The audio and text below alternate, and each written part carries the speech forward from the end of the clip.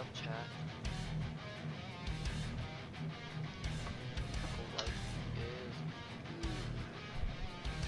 Alright, hold up, let me change this thing real quick.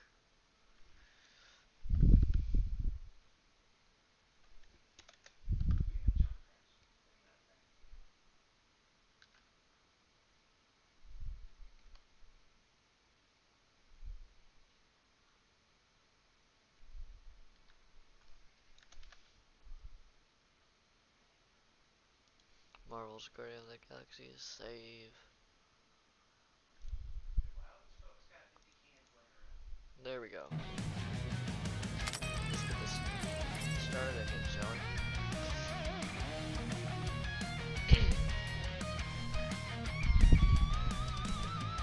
Here we come, faster than the speed of light. Rip through the sun, we serve it on the endless night. Got no course.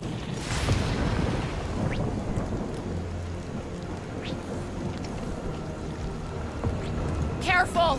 Looks like something big moved through here. Let me guess. Some kind of monster thing. Good guess. Well done.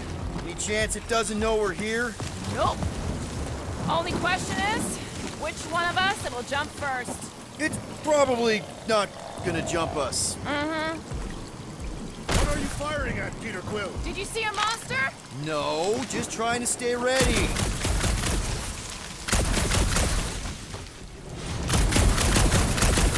This goes right there.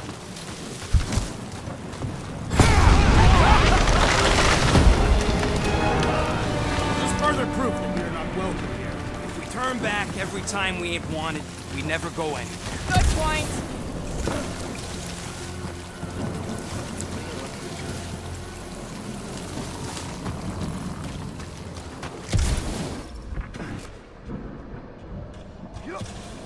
That was me, okay. Ooh, mysterious. Found something, Quill? Yeah, some kind of cave. Maybe it's got hidden treasure. Please don't let there be a space bear in here. And hello, mystery goo. Monster eggs. Yay. Okay, so note to self. If it looks like a monster cave and smells like a monster cave, and you're on a monster planet, Recently hatched sticks. Oh crap.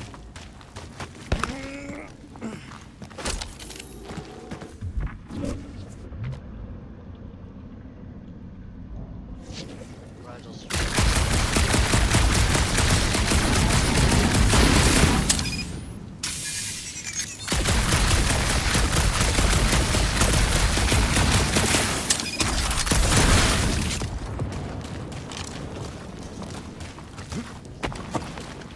ow, fuck! Just me or that was Yup, sounds like fighting me too.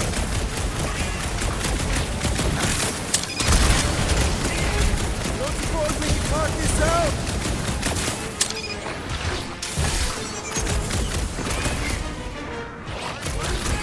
I found a cave in the jungle!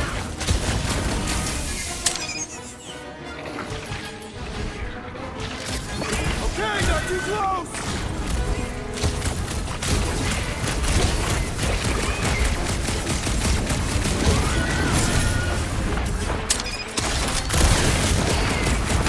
Think these jiggle cubes go to jiggly heaven? I don't know, but cutting into them is pretty fun, right?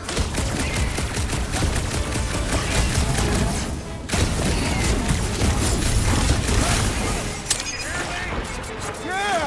I think you're getting closer!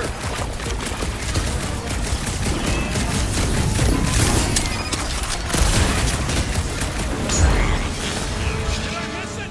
What are we shooting? Just some jelly dudes, I took care of it. What, Scott? I knew I should have come down earlier. Wait, so where are you? Cave with eggs. Where are you? Still checking things out. This place is bigger than I thought. You done exploring, Quill? Cause, I really need to talk to you.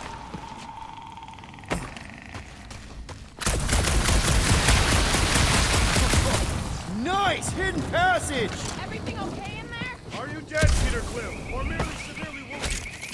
I ain't far, Quill. Scream really loud if you find another blob creature. You know I will. There's something, personal I need to get off my chest. It's the kind of thing you don't want people, well, you Yes, know, it is right? valid for And I don't want the big guy to find out, so,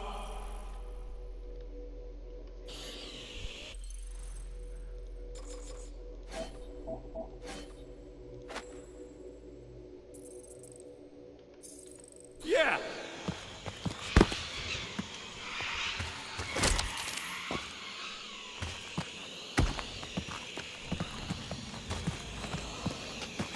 Hey, Quill, did you hear what I said? I'm being serious. This is really important for me.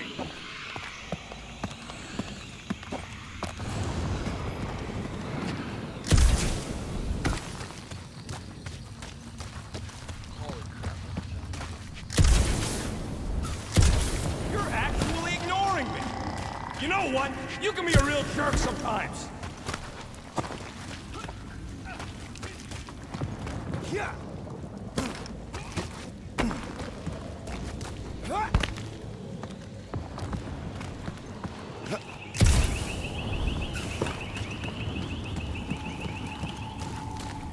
This jungle is majestic. In an everything's trying to kill you sort of way, sure. That is precisely why it is majestic. Where are they?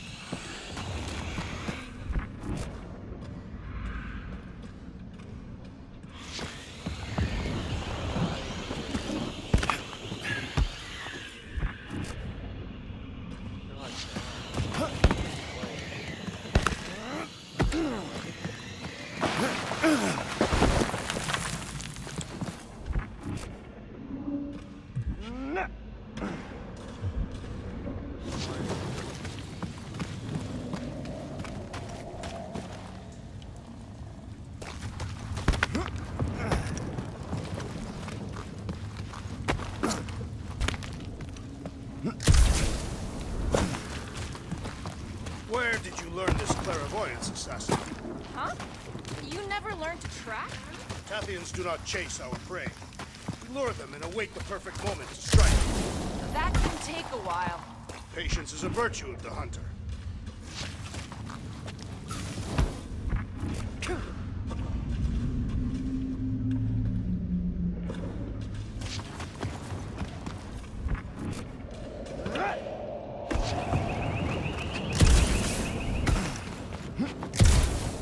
There we go. We're fine. You worry too much. Still no sign of whatever made those claw marks? No, just some jelly dudes. Then it must be out on the hunt.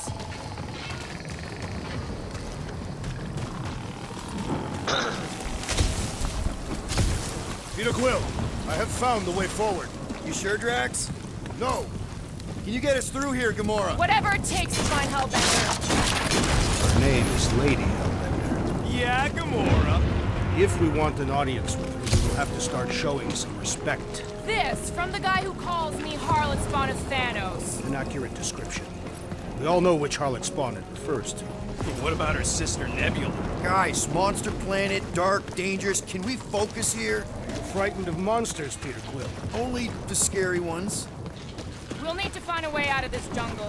Why? It's dry down here. Wouldn't you rather be wet than lost? Should we ask them for directions? I'm thinking maybe they are directions. Seriously? Oh, like a signpost or something. I'm not saying it's an arrow with the word fortress on it, but statues suggest civilization, and the only settlement I saw when we were topside. Was Lady Hellbender's fortress.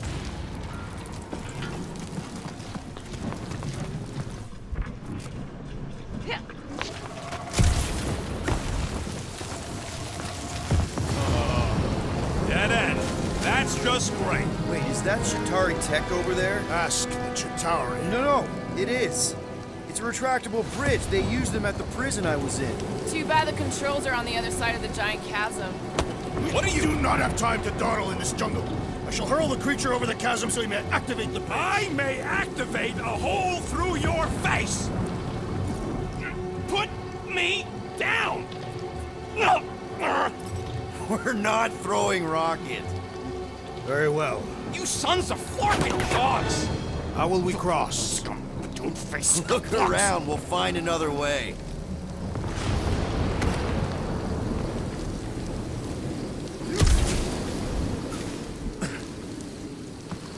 Think these statues are of the monsters on this planet? Not a chance. We both know it's too far for you to stretch across.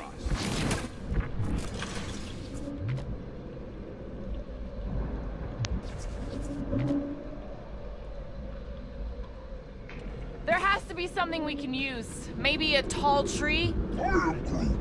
Taller than Groot. What's Shatari Tech doing on a backwater mudball like this? Perhaps Lady Hellbender repelled an invading swarm, and it was among the spoils. It would be easier to throw the rodent. No, it would not. What if he breaks a leg? He would still have 3. No one's throwing rockets. Shooting your way out of every problem again, Peter? I do.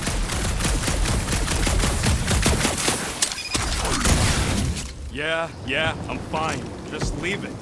What's your problem? My problem is Meathead trying to huck me over a cliff. You are overreacting. I did not throw you. Only because Quill stopped you. There should be no problem. I'm watching you. You Cataphian psychopath!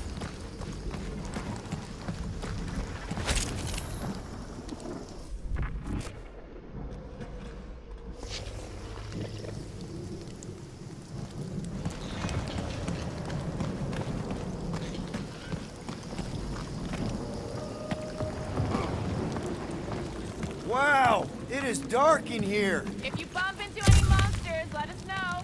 Monster Planet. Right.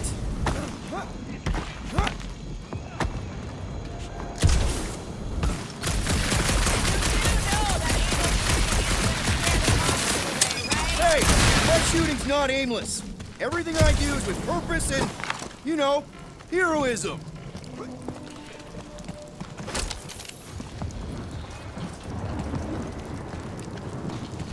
Hey, I found more ruins down here. Ah, perhaps we could fashion a catapult. We're not throwing rockets. Drax, think you can topple this?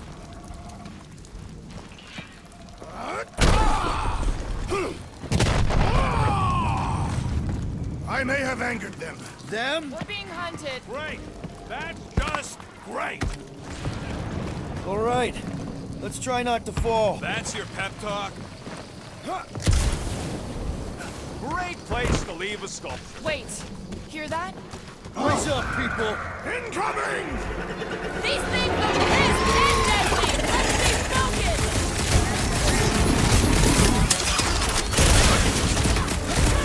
Anyone else notice this place looks like a graveyard? You really got time to be admiring the scenery?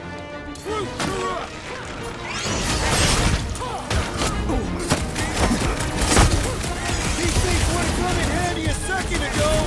I don't think that I thought you tried them on the reef!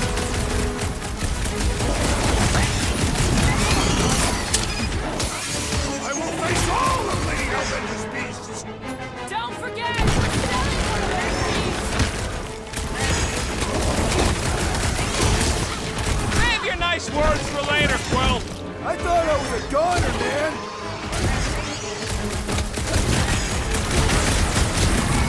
You can fly these beasts straight to Lady Hellbender! Drax, I'm not calling you fat, but Never see it coming!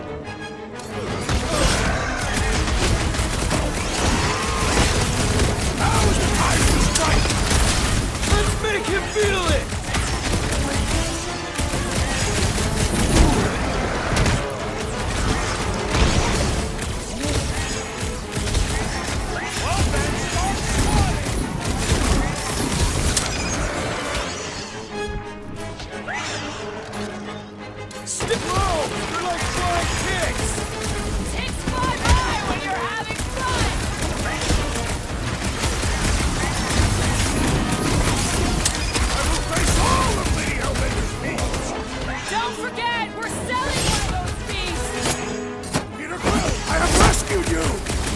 almost cooked there! Thanks, Big D! I look forward to our next encounter! Enough of these inferior creatures. I yearn for monsters.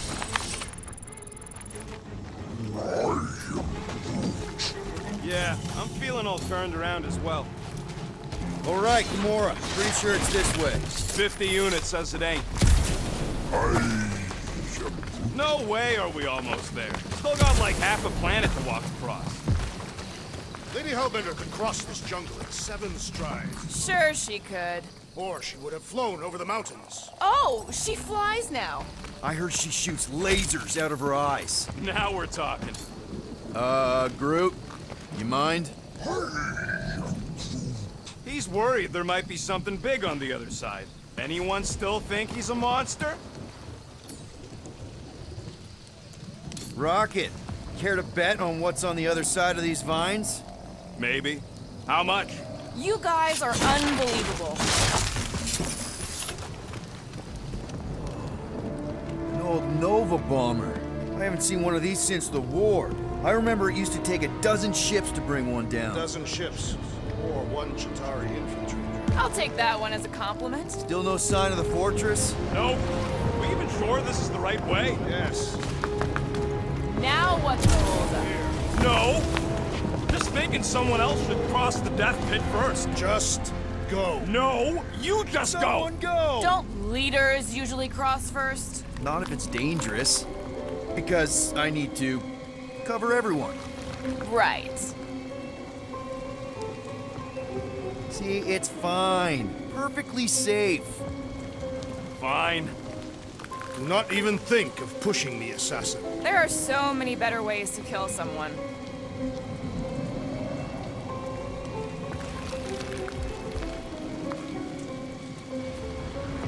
Easy does it.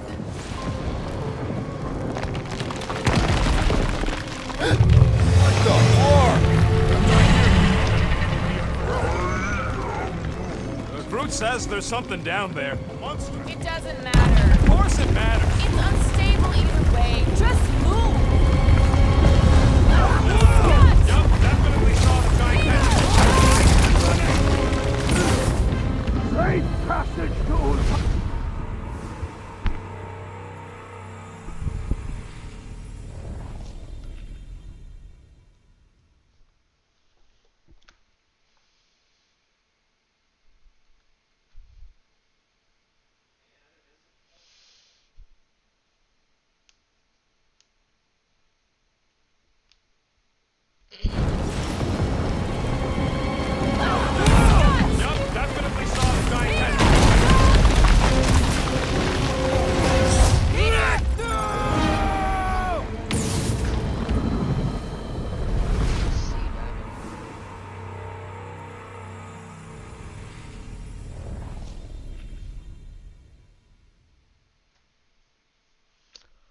Let's try it again, shall we?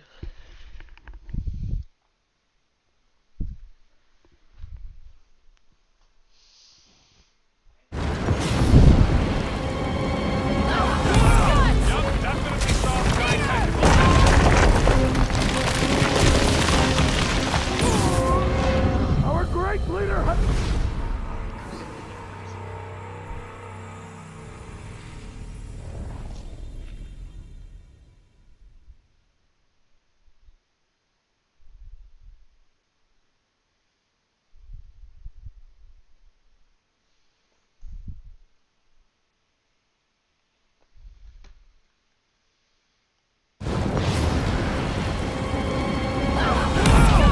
definitely saw the giant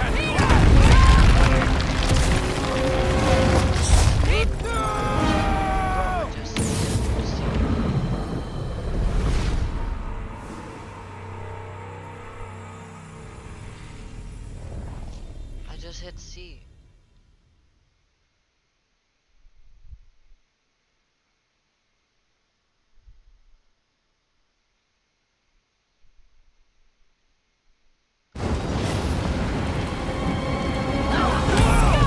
definitely saw the giant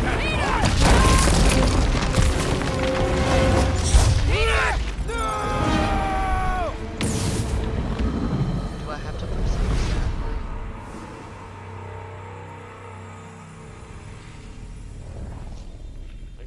when it does it, or before?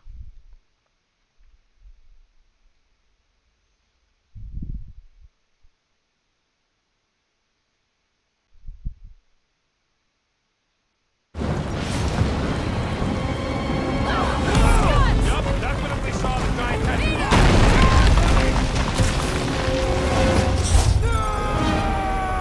This is so stupid.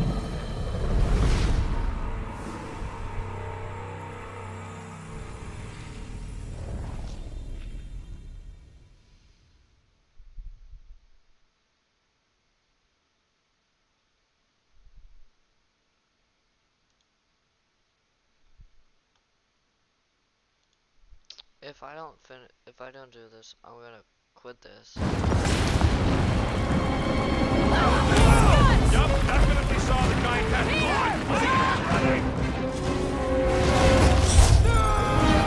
I'm done. I'm tired of this.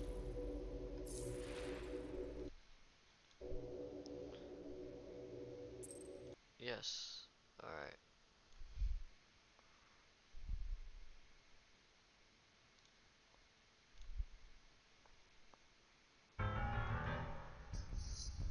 This happened in recent times, and I'm still trying to recover from the trauma of it. I rented an apartment in a calm and quiet building. It was a 5-story building. People who lived there hardly talk to each other.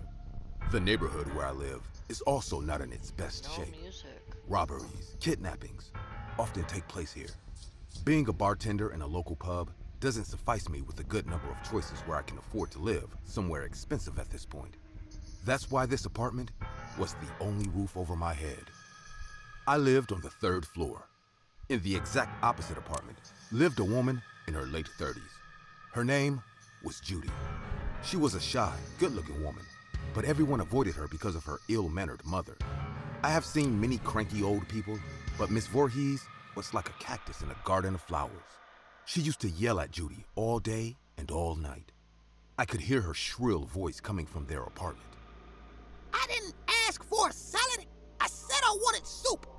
Why didn't you wash my handkerchief? There's a yellow stain in it.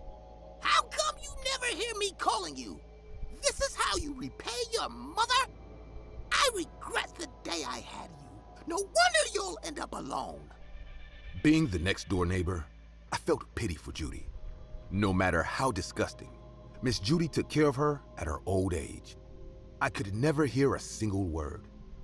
If one came across her in the hallway, she would just walk past like a robot without noticing the other person. The only time this poor woman got some recluse is in the evening. Every evening from 6 to 7 p.m., Miss Voorhees went for a walk, balancing her old body, holding a wooden cane. She never missed going on these walks, no matter how the weather changed. I remember one time it was raining heavily, and Judy told her not to go. She screamed. Of course. Why would you want me to stay fit? You'll be happy if I die tomorrow. Then it'll be easy for you to snatch my wealth. She wore her pink raincoat and walked away with her cane. That 1 hour, I watched television on mute. I didn't make any sound for that entire 1 hour, as I wanted Judy to have some peace. I wanted her to have at least 1 hour from her entire day where she can cherish the silence or cry silently.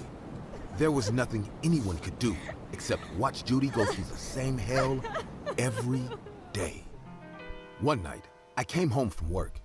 I was about to unlock my door when I heard Judy's voice behind me. Thank you for being a quiet neighbor.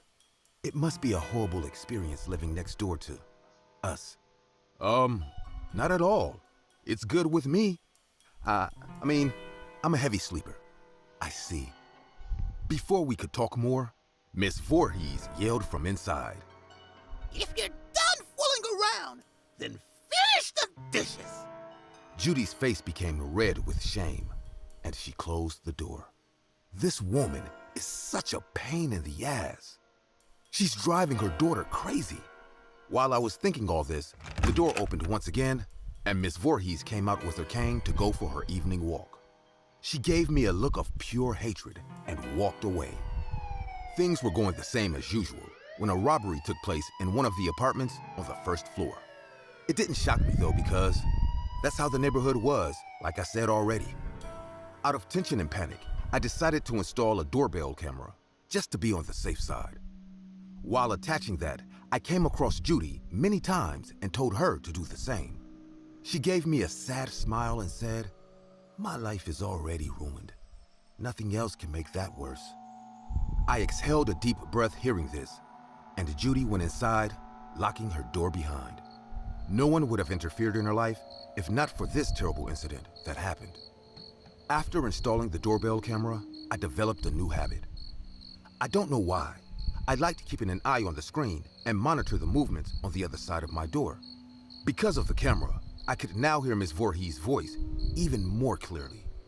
Her yelling and cussing were more prominent to my ears.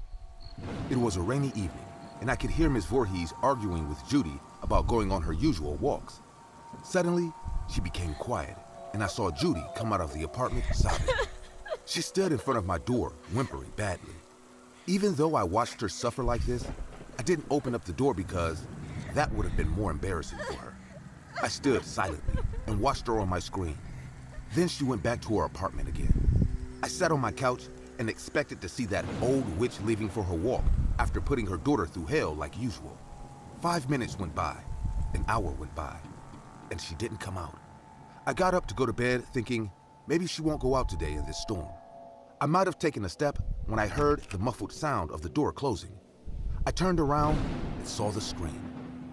There she was, Miss Voorhees, dressed in her same pink raincoat, holding the cane in her hand. What a bitch, I said to myself, and went to bed after switching off the light. Since that night, a few changes took place in my daily life. The sounds of argument and fight reduced slowly. Miss Voorhees stopped behaving like a cruel witch that she was all of a sudden. Every evening, she went for a walk wearing that raincoat and holding that cane without screaming at Judy. Judy's face also lit up as her life finally sunk into harmony. One time I met her in the hallway and she smiled at me. That was the first time I saw her smiling. Don't know why, it felt a bit creepy. Her wide eyes, surrounded by dark circles, sparkled as she showcased her pale white teeth. "Hello, Samuel." "Hi, Judy. How are you?" "I'm good. Finally good after a long time." I had a talk with Ma. Told her she needs to cut me some slack if we're going to live under the same roof. Luckily, she agreed. "Oh, I'm happy for you. Let me know if you need anything." She walked away with a smile and I went on my way. Days went by, and I couldn't help but think how Miss Voorhees became this calm, quiet person all of a sudden. Every time I watched her going for her walk, I wondered, what could bring this change to her? I would have wondered this if not one day I barged inside their apartment. It was a Saturday afternoon, and I saw Judy leaving in the morning. I was making my lunch when I heard the smoke alarm go off in her apartment. I rushed to her door and started banging on it. I rang the doorbell, calling out Miss Voorhees' name several times, but she didn't open the door. Hearing my scream and the alarm, the landlord and 2 other tenants came to my floor. We all thought the old woman must have fainted in the smoke, so without giving much thought, we broke the door and entered the apartment. A tea kettle was placed on the stove, and somehow Judy forgot to turn off the heat. The smoke from it made the alarm go off like crazy. We brought the situation under control and started to look for Miss Voorhees. As soon as we opened the bedroom door, all of our hearts skipped a beat. Miss Voorhees' upper body was lying on an armchair. Her throat was slit open and she had been dead for quite a while now. The lower portion of her body was missing. It was a horrible sight to witness for any human being. The reeking smell of her rotten body, where maggots have started to crawl, sat right in front of us. I rushed to an apartment and vomited in the sink. The smell was unbearable. Our landlord called the cops and arrested Judy from the nearby grocery shop. It scared me to sleep when I realized that rainy night her tolerance limit gave up and she murdered her monster mother. She knew very well about my installation of a doorbell camera. She couldn't get rid of the corpse directly as my camera will record the footage, so she came up with a more sinister plan. Every night she started to chop off a certain amount of her flesh and, dressing up as Miss Voorhees, went out to get rid of it. That's why I could never see her face. All this time, it was Judy taking away her dead mother's body parts, pretending to be her. Everything was going according to her plan. She had her perfect alibi. that was my doorbell camera footage to prove that she was Miss Voorhees, when in reality, her corpse was rotting inside her bedroom. I was there in the courtroom when the judge sentenced her to life imprisonment for the murder of her mother. She stood in the room silently the entire time. When the cops came to take her away, she looked at me and said, "You know what, Samuel? I should have eaten her after cutting her up." I should have eaten her up right away. Hey guys, I see many of you commenting on my videos that this channel deserves one 500. It's free. My parents were abusive to me growing up. My father was the traditional sort who believed girls like me could be treated like parents' property. I moved out of the house as soon as I turned 18 and moved in with my boyfriend Tom, who I had to date in secret while I was with my parents. I lived with Tom in his house for a while. During that time, I ended up getting my own job and making a decent amount of money from it. While he wasn't abusive like my father was, he seemed to worry about me focusing on my career as much as I did. Tom and I broke up after about 2 years of living together. I moved out of his house when we did, though we parted on good terms and I continued to text him regularly as a friend. I managed to score myself a pretty sweet deal, renting a small house in a relatively safe neighborhood. Sure, the place was a little worse for wear, but I wasn't picky. Tom even came over to help me clean up and move my stuff. It rained heavily on the first night at my new house, so Tom ended up staying over, waiting for the rain to stop. We watched hilariously bad movies on the couch with a bag of popcorn, just like old times. I almost regretted breaking up with him. He was one of the few people I trusted enough to talk about my familial problems with. But while it pained me to leave him, I wasn't about to give up my aspirations for a guy, no matter how cute. "Hey, Stacy, are you sure you'll be all right alone?" "I'll be fine, Tom. You know I'm a tough gal." I know. I can't help but worry, though. Your parents have been looking for you again." "Has he contacted you?" "I think he's been contacting everyone you knew in high school through Facebook." "Good thing I deleted my Facebook account then. Does he know about us? Or my new place?" "I hope not. I didn't tell him anything, but some of our former classmates might have." "So just stay safe. All right, Stacy?" "I will, Tom. I will." It was a little unsettling to know that my dad was getting back on my trail, but I thought I'd be fine as long as I didn't advertise myself on social media that I didn't use anyways. That mindset lasted for about a week. I was just getting used to my daily routine. Getting up around 7, arrive at work around 9 in the morning, leave at 5 in the afternoon, and return home around 6 or 7. Rinse and repeat. It might seem boring for some, but I found comfort in the predictability it provided me. Until one day, I came back home to my house and found an unstamped envelope in my mailbox. Without a stamp on it, I knew whoever sent it to me must have done it by hand instead of through the mail. I initially thought it must have been an advertisement for something being handed out at random, so I opened the envelope expecting to be convinced to buy something I didn't need. Instead, I found a piece of paper with a single scratchy sentence written on it with black Sharpie. "I know where you live, Stacy." After what Tom had told me about my father, I immediately freaked the fuck out. I checked the door and thankfully found it still locked. When I was sure no one had broken in, I rushed inside, locked the door, and ran into my room. I called the police to report the letter, and while I waited for them to arrive, I gave Tom a call to tell him what had just happened. He listened to me being a blubbering mess with the patience of a saint, gently reassuring me whenever I got too hysterical. After 2 years of being with me, he'd gotten good at calming me down whenever I had nervous breakdowns over my past. When the police arrived, they checked the letter in my mail and promptly told me that they couldn't do anything since no major crime has been committed, and I had no evidence that I wasn't the one who put the letter there in the first place. Of course, I was pissed at that answer, but the lazy police officers responded to my protests with only apathy. Their bored faces told me they just wanted to get away from me as quickly as possible. Once they left to go snacking donuts or whatever the hell my taxpayer money was paying them for, I locked myself in my room and called Tom to vent about the whole situation. Again, he listened to me ramble on about how pissed off I was until I calmed down enough to think rationally. I suggested that I should buy a new Ring camera for my door, so that if whoever left the note decided to come back, I'd have some evidence to present to the police. He agreed and even helped me pick out a decent Ring camera at the store the next day after work. I drew the line when he offered to help me install it at home, though. We were still broken up, and I decided to learn how to take care of myself anyways. It took me way longer than it should have, but I managed to install the Ring camera for my front door and link it to my phone the day I bought it. Not gonna lie, I was pretty proud of myself. I went to bed that night feeling safer. 3 days later, and I had almost forgotten about the letter in the mail. I managed to convince myself that it was just a random prank and that it only had my name on it because Stacy, coincidentally, also was a slang term for a woman in general. But as I was working in my cubicle at my office job, I suddenly got a notification from my phone. At first, I thought I got a text from Tom and eagerly checked it. Instead, I was notified that my Ring camera had caught someone standing at my door.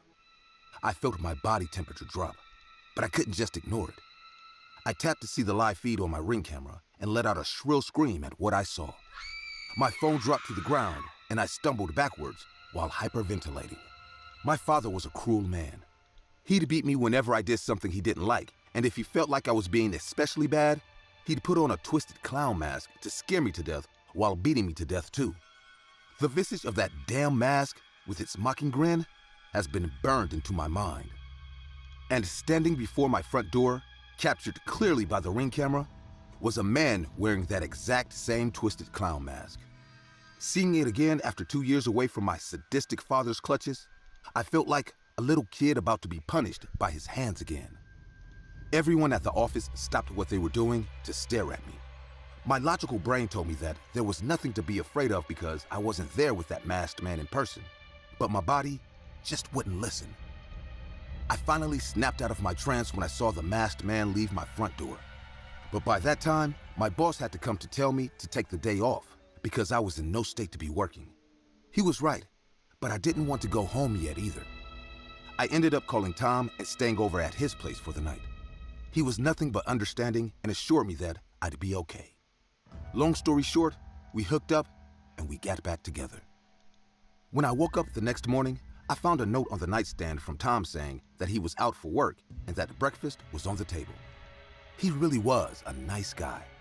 As I ate the bacon and eggs he left on the dining room table for me, I thought of a way to repay him for all he's done for me. Tom was always bad with laundry while we were dating, so I decided that washing and ironing all his smelly clothes for him would be a good way to show him my appreciation. But as I was sorting out his dark and light clothes for the washer, I found something that would shatter everything I thought I knew about him forever. Wait for it. Is it Because hidden amongst his clothes in the laundry basket was a mask. The exact same type of mask worn by my father when he beat me, and by the man caught on my Ring camera just a day ago.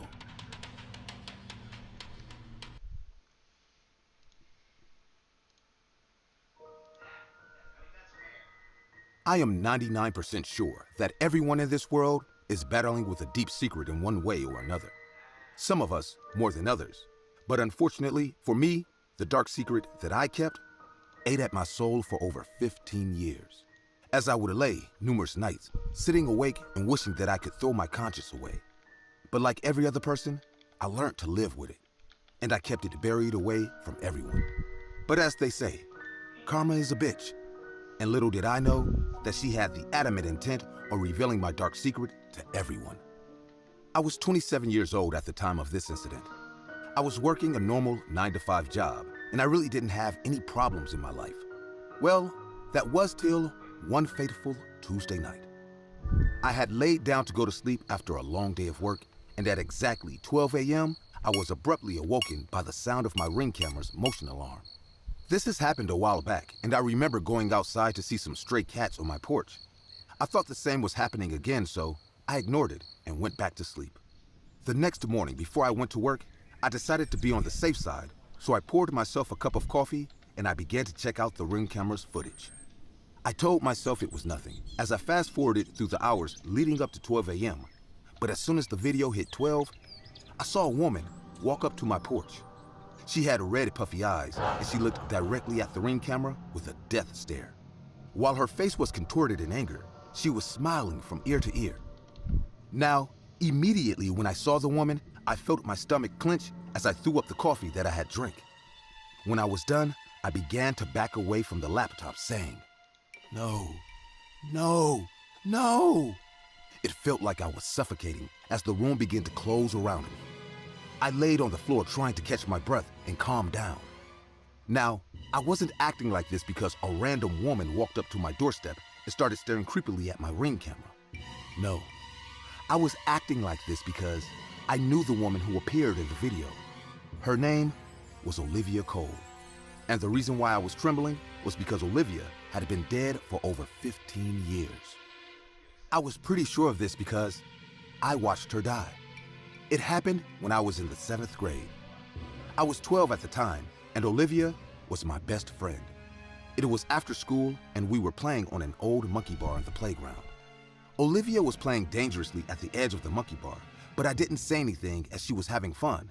But in the following 2 minutes, I would regret that decision as I watched her lose her footing and fall to the concrete floor. The sound of her skull cracking as it connected with the floor is something that I still hear every time I go to sleep at night. As I was 12, the incident gave me a lasting trauma as I had to see a lot of therapists. After the horrific accident, Olivia and her family moved away and I hadn't heard anything about them. But now, over 15 years later, I'm apparently seeing someone who looks exactly like their dead daughter at my doorstep. I called in sick to work that day as the incident shook me to the core. That night, I laid awake in my bed as I was too scared to sleep, and at exactly 12 a.m., the Ring camera's motion alarm began to blare like crazy. I froze through the sound of the alarm as my body was paralyzed with fear. The alarm stopped after an hour, and I was completely drenched in sweat. I made my way to the living room, and I checked the Ring camera's footage. Once the timestamp hit 12 a.m., just like the night before, I saw her walk up to the door and stare at the camera. This time, she looked directly at it and said, "I know what you did." She began to repeat the line over and over again as she kept staring at the camera. The footage was terrifying as I felt my heart sink. I realized that I was at a block road as I knew I couldn't call the cops. There was no way I could call and tell them that the spirit of my dead best friend was stalking me at night. I also couldn't tell any one of my friends as I knew that they'd all look at me like I was crazy. I was alone in this, and I finally came to the resolution that for the sake of my sanity, I had to deal with it myself. I stayed awake that night after that, waiting for her to appear again. I held a metal pipe in my right hand and a Bible in my left as I told myself that I wanted to cover all bases. I watched the live footage in my room till it was 11:59 p.m. And by 12 a.m., I saw her walk up to the door. She stood there for about 5 minutes before she brought out a pen to pick my lock. Seeing that made me reconsider a lot of things, as I knew that if she was a restless spirit, she wouldn't be hindered by a door. After a few minutes, my lock eventually came loose, and I heard the door creak open behind me. Not knowing that she was a human being, I held the metal pipe tight in my hand as I heard her footsteps in the dark living room. The woman who I assumed was Olivia then said, "I know what you did.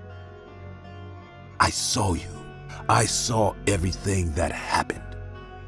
Without thinking, I rushed towards her with the metal pipe, and I swung the weapon at her. She managed to dodge the blow as she immediately reciprocated the attack by slapping me across the face. We began to struggle for a while before I managed to push her off me. Having gotten another opening, I swung the pipe at her leg and the woman fell to the floor screaming. I immediately raised the pipe above my head to deal the final blow, and that's when the woman screamed out, "Are you gonna kill me the same way you killed Olivia?" Those words made me freeze, and before I could do anything, the cops had entered into the house. Apparently, my neighbor had called in a noise complaint, and me and the woman were taken to the station for questioning. When we got there, they questioned the woman before questioning me. They asked me what happened, and I told them the whole story.